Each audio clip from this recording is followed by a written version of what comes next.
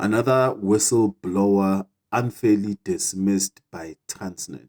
My name is Oalokwan, and these are the news that matter the most. So I got an inbox. I'll keep her name as anonymous. I'll just read the message that she sent, and she's just requesting for me to put the story out there.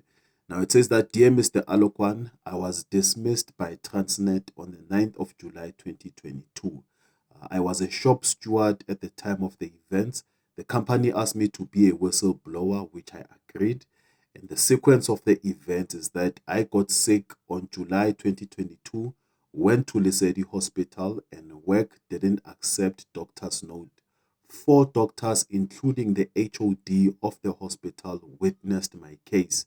In the hearing, the presiding officer, Ms. Labashian, did not record the case. Her reason was that she forgot to press the record button, and the CCMA dismissed the case despite doctors' evidence still without the recordings, even though the doctors submitted full evidence.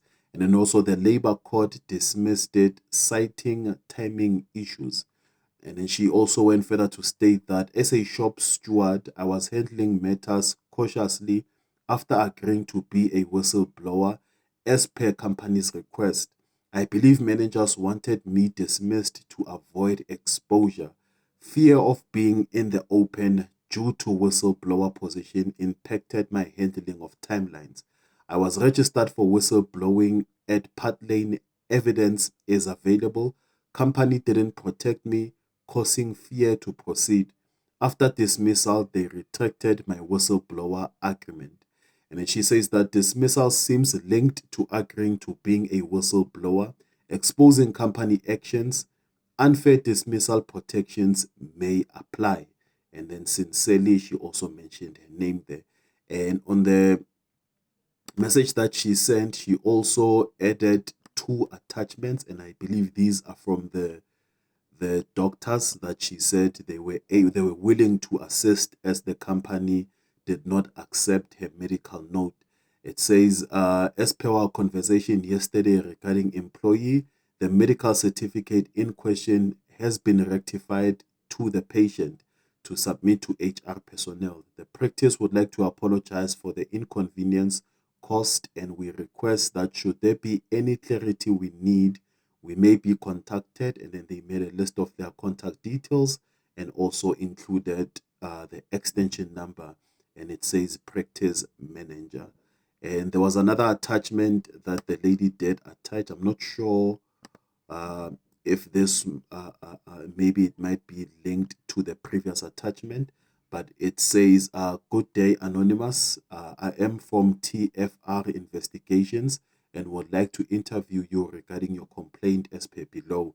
And then the person who sent the email also left their contact details. And this is the Executive Manager, Investigations and Forensic from Transnet. And yeah, this is how her case went. And till today, she is still unemployed. The CCMA dismissed her case despite the doctor's evidence and despite the fact that there were no recordings of, I believe, the hearing that took place.